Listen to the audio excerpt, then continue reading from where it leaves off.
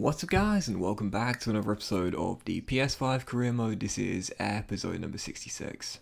And we start today's episode off. See that Joe Gomez bruised his shoulder in the last game. Now a 4-0 victory at Selhurst Park against Crystal Palace. Couldn't find where it happened though. I looked over the footage and I couldn't find it. But he bruised his shoulder regardless, not a serious injury. He'll miss this one, but come back for our second one today. And for our episode opener, first of 7 in today's episode, we've got the first ever Champions League game with Queen's Park Rangers. So a landmark hit in the series today. Our first Champions League game of the series with Queen's Park Rangers away against KRC Genk in match day 1, and just 5 minutes into his Champions League debut, it's another moment of magic from Mr. Charles Bull. 5 minutes in, we give the ball to our leader, steps in from the left hand side and scores contender for goal of the season already. Absolutely wonderful, bending effort into the far corner, step over, heel flick, fake shot to buy a little bit of space, and the bending effort too. This dude is just unreal. So QPR in front, it's the Bull with the goal, and with 14 minutes to go, we did have a corner here trying to get ourselves a second goal and wrap this game up. Tamori goes down though and stays down, so that could be another injury there. A couple to start this season off, as Bull's effort is easily caught this time in what was still a 1-0 scoreline. With a couple of minutes to go, KRC Genk pushing, looking for a late leveller. They come out their shells in the second half after a subdued first half, but with a minute on the clock, Onuachu beats his man and drills it past Freddy to prevent us a winning start to the Champions League group stage. Little turn, beats his man, gets through one-on-one. I don't know whether you guys are the same as me, but one-on-ones in this year's FIFA, when you're like conceding the chance, if you will, it seems like 9 times out of 10 they find the back of the net. Maybe it's just me, I don't know, but I do feel as though my goalkeepers, well, to be fair, having said that, Freddie Woodman is actually normally quite good at one-on-ones, as they see Tamori's injury was just a bruised elbow there, so thank goodness for that. But yeah, oftentimes it does seem as though the AI's shot power is so powerful and the accuracy is so accurate, and that's why they score most of them. What a silly thing to say. Regardless, following the draw there, as you could see, Andy came to me and said, thanks, I suppose took a chance talking to you. It seems like you're ready to listen to what I said. Things seem to have really improved for us lately. I can tell you it's much happier dressing room right now. So yeah, those little dressing room possible potential issues at the start of the season all flattened out, all eradicated. I do find I get those player conversations like once every like 2 or 3 seasons. It always seems to be the exact same as well. Like if you've got a winning record, then after the first message that your captain gives you, it will be a positive reaction. But if you're in an inconsistent patch of form, they'll continue to push the narrative that the dressing room is unsettled. But I don't think that actually hampers player morale at all. I think it's just a trivial thing, like a cosmetic thing. I don't think it really matters at all, to be honest, but regardless, still cool to include it there. So all the dressing room issues have officially been straightened out. And for our second of 7 in today's episode, returning back home and back to matters in the Premier League, first West London derby of the season, taking on Chelsea. Real briefly, I know some of you guys have been asking me about the Frank Lampard situation. Well, I mentioned it before, it's, you know, to me it's just frustrating. I would have much preferred to have seen him kept his job, and obviously Tuchel has now taken over. Good luck to him, of course, don't get me wrong, but I would have much preferred Frank to have kept his job there. Regardless, alas, in this save, whilst he continues to be manager, in real life he has gone from his post as Chelsea manager, taking on the Blues. We were 2 goals up in the first half. Timo Werner found a goal to half deficit right before the break, but in the second half, still leading by a goal, looking to restore the 2-goal cushion 9 minutes after the restart. How cool is that to see Charles Bull kissing the red tape and then kissing the QPR badge as well. Eddie can continue to tap the Man City badge if he wants. He's turned from hero to villain, but Charles will always be our hero and our leader now. QPR 3, Chelsea 1. A brace for the Bull and 1 for John Boy as well in a 3-1 victory as we extend our little mini run in the Premier League. 3 straight wins, and after a tough start to the season as well, much better bounce back here as we continue to climb up the Premier League table. So game 3 of today's episode, Colchester United away from home, lower league side in the 3rd round of the EFL Cup. Would have seen by my lineup though, picked a completely weakened side. Said it last season, said it every season really. Whenever the cup games come by, the EFL Cup games I should say, I always pick a completely rotated and weakened lineup. If we go out, we go out. If we go through, we go through. We've got no plans to actually go and win this competition, so I don't really mind what stage we get knocked out at. even going on to win the whole thing. I wouldn't even be that fussed too much. Yes, it's a trophy, but of course we've got far, far bigger fish to fry now that we're a European standard club. Won the game by goal to nil though. Jeremy Ebobisse. We don't see Jez much, but getting a start there and getting his first goal of the season in a 1-0 victory since the fourth round of the EFL Cup. We've been joined against Manchester United away at Old Trafford, so I think our progress is almost definitely going to win there against Ole Gunnar Solskjaer's boys.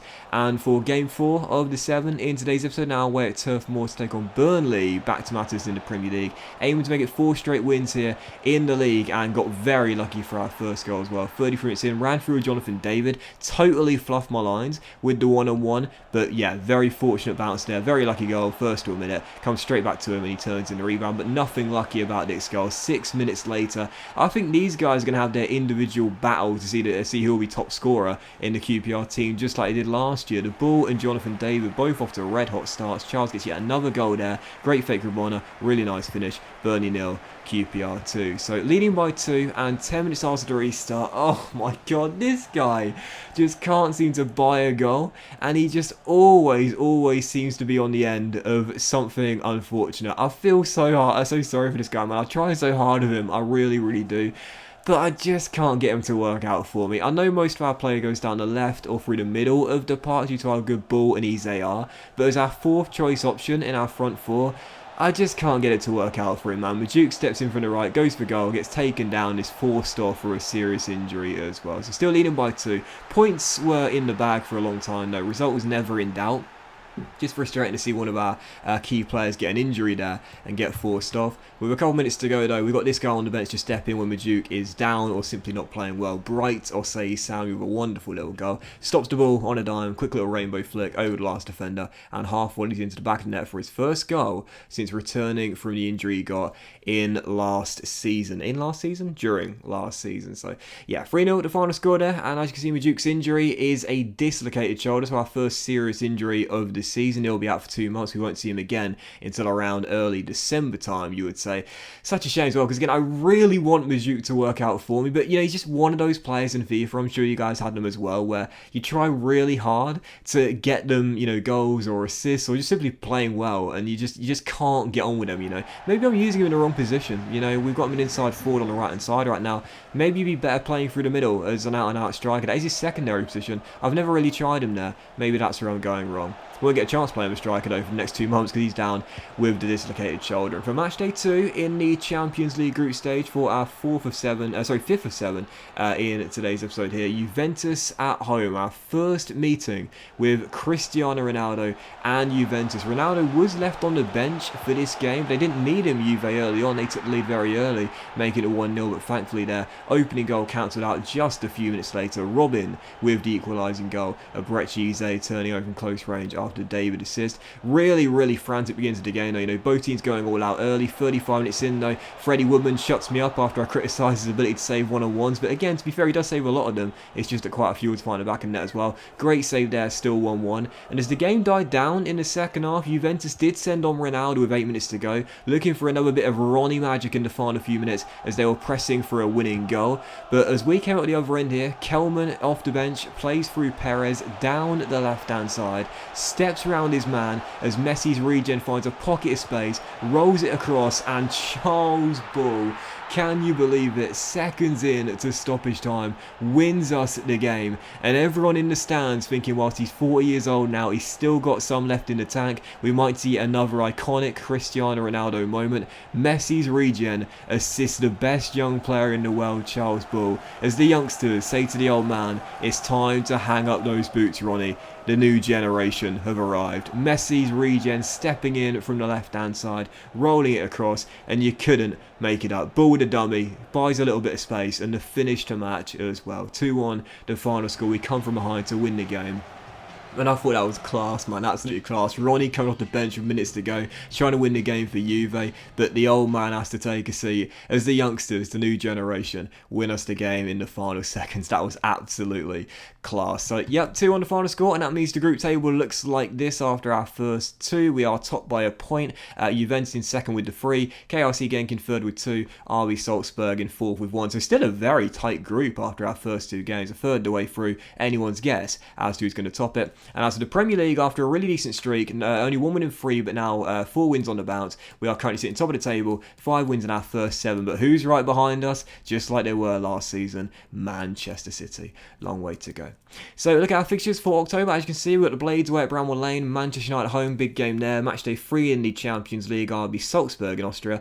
Newcastle, now Europa League team away at St James's Park. And of course, as I mentioned earlier, the final game of October will be the trip to Old Trafford for the EFL Cup 4th round, where I'm pretty sure our progress will be ending there. And also a brief look at the Youth Academy as we enter October as well. I just stopped on that guy there, Niku. Keep your eyes on him. He looks really decent indeed. 85, 91 potential. Shame the overall is a little bit light, but if we can train up to 60 once we promote him, we'll be able to see his potential. I feel quite confident he could have potential to be special, if not at least the exciting prospect tag. You'll notice very briefly as well, Charles Bull finally, I don't know what took Gareth Southgate so long to pick him, but finally he's had his first call up to the England squad. And for our following game in today's episode, Sheffield United here away at Bramwell Lane. The Bull just finally getting his first caps for England. Well, as we returned for international break, don't think many saw this coming. 7 minutes in, Juan Hernandez gives the Blades a shock lead as we trail here at Bramwell Lane. 1-0 Sheffield United, but I felt confident we'd find our level at not before long. 8 minutes to go before the break, still currently down by a goal. What a lovely flick by Perez for his second assist in 2 games. Messi's regen spots Weston McKennie, and he hasn't had the red hot start he had last season, but his first goal of this season gets us back on level terms. So 1-1. Really difficult game this one though. I thought, no disrespect to the Blades, but this would be a pushover. I'm sure Ole Gunnar Solskjaer thought the same the other night, but either way, it was still 1-1, still tied, looking for the game winner to come back from behind to win it like we did against Juventus. And 18 minutes to go, Charles Bull turns in from close range to make it 2-1 after a really quick counter-attack, and a few minutes later, Jonathan David sees the favour return. These two are just unbelievable, man. Absolutely amazing partnership, and I wondered when we brought in David if Bull could have the same sort of partnership with our new number 9 as we did with our old number 9. Well, to start the season off, that question's been answered. These two have been assisting each other and scoring the goals left, right and centre. Absolutely loving it. John Day with a goal and assist, just like Charles Bull. They set up each other in this game. We completed the turnaround. Went from a goal down to winning it by 3-1 with a big victory there away at Bramwell Lane. And for our 7th and final game of today's episode, Manchester United here at the Kind Prince Foundation Stadium. Always have cracking games against the Red Devils. Heading to this one, expecting there to be a lot of action, and 13 minutes in, oh, this was so frustrating. Well, you know he's my arch nemesis. You know I can't stop him. You know he always scores against me. But it was a double whammy, a double blow. I failed to get the ball clear of Reece James on time, didn't react quickly enough, and Bruno, captaining the Red Devils, makes the challenge on the former Crystal Palace and Chelsea right back. It's a fair one. It's a fair challenge. I had no complaints, but you might not have noticed it. Reece James stayed down after an awkward landing and was forced off on the stretcher. A serious injury for Reece, like we saw from Duke just a couple of weeks ago. James forced off very early, and we were a goal down as well. So 1-0, the Red Devils taking lead through Bruno Fernandes, really embracing that villainous role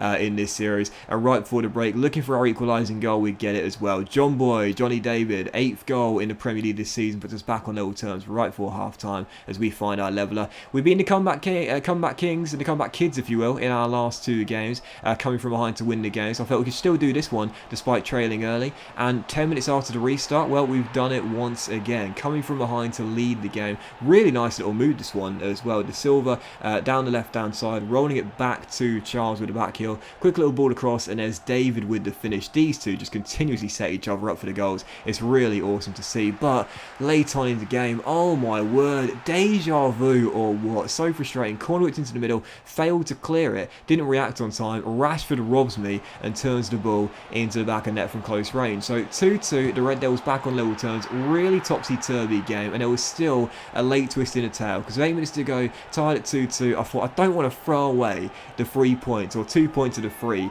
through 2 individual errors from me. Got to find that winning goal, get back in front, and we would. And who's there to turn in from close range? Jonathan David. Match ball secured for Jonathan David. 3 points surely in the bag in a fantastic 5-goal thriller.